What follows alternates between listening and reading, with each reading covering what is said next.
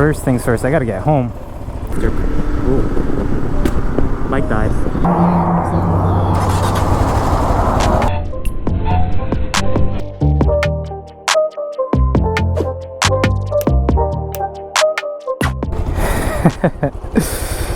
Guys, we are back and we are still loquitos here because we are on bike flip number 2. We just bought ourselves a KLR. I will talk numbers and stuff, but first things first, I gotta get home.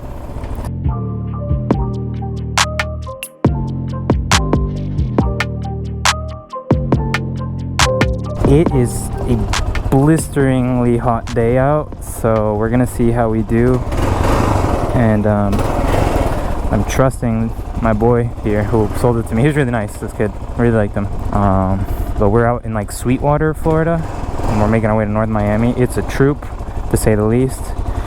I love how these controllers are mad similar to the Z1000.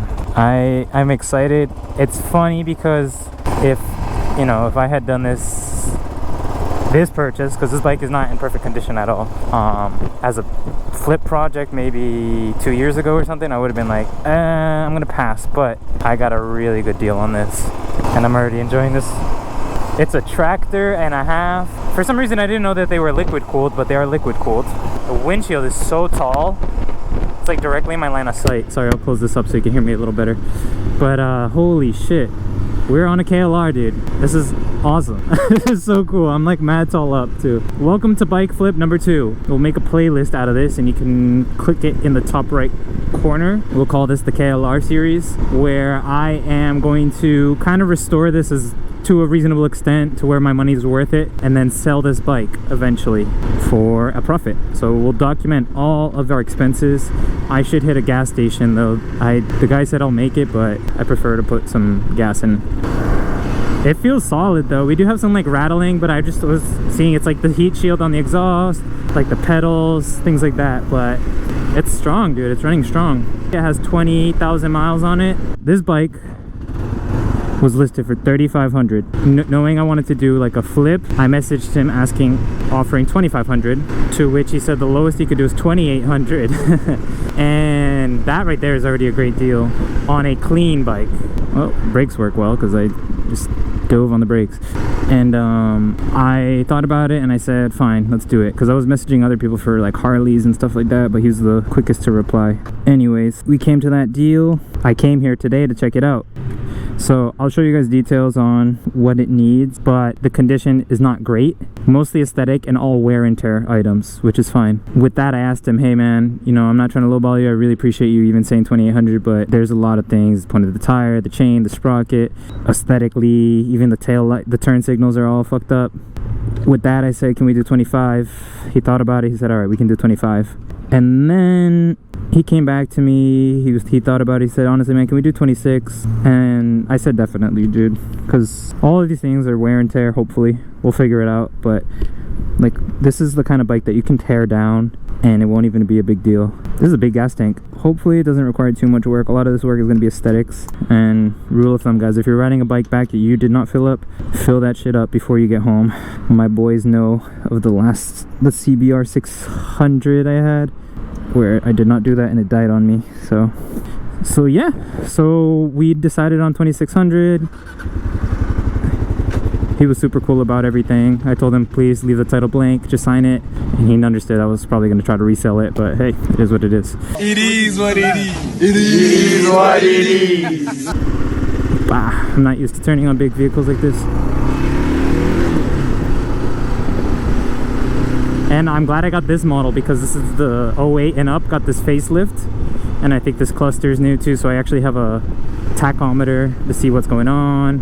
There's no fuel gauge, so I do the old trick of resetting the tripometer. Definitely, if this carb is as easy as it looks to get to, it's a single cylinder, so there's only one carb. I'd be happy to clean it out and get it back to like brand new, you know what I'm saying? But remember, since this is a project to make a profit, we can't be putting too much money into it. If we put too much money into it, we're eating at profits. I love the suspension on this thing. I'm used to the sport bike, so it's like super hard. This is like a sofa. Front tire is super sketchy and I can feel it right now on the turn. Unfortunately, there's no center stand on this bike, and the KLRs usually come with the center stand, so I'm not gonna be able to as easily do front maintenance, but put a car jack underneath it and lift it up that way, because the exhaust does not run across the bottom, it runs across the side. Remember guys, this is my first time ever riding a KLR, and honestly the longest ride I've ever done on an adventure bike, because I had the DRZ, the DR650, and I barely rode it. Boy does this bike vibrate. I'm at a cool 55 miles an hour and my feet are vibrating like crazy. I'll check in with you guys in a little bit, alright? It's not a game, it's a rich thing.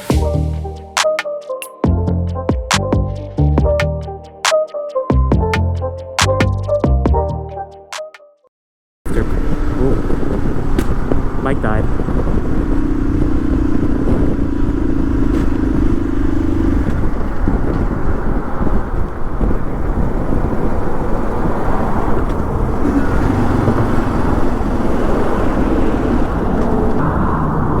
Bike died.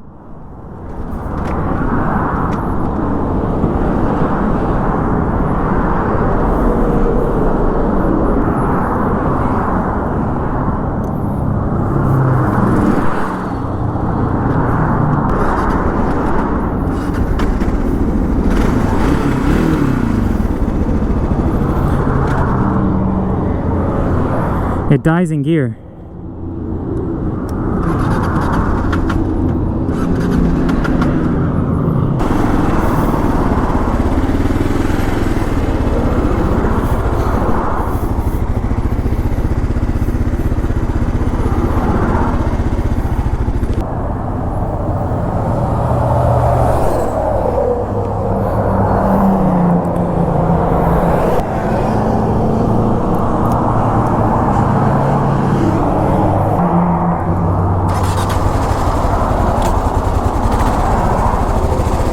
Odyssey. Say.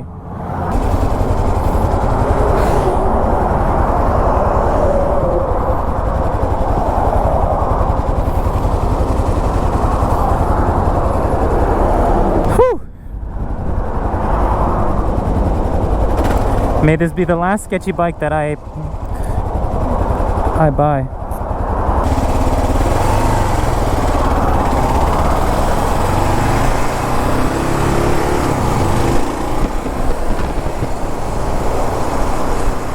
I don't know what happened. This is another thing. If you buy a new bike, or a used bike rather, try to make it home as soon as possible. No detours. Take the safe route. Don't take a joyride route. Get to your destination. You never know what could happen. I never want to be on the side of the highway on the shoulder like that. It is not safe. Very strange. I definitely got to put some hours into this bike before we use it, I guess, for lack of a better term. I don't want to be stuck on the side of the road.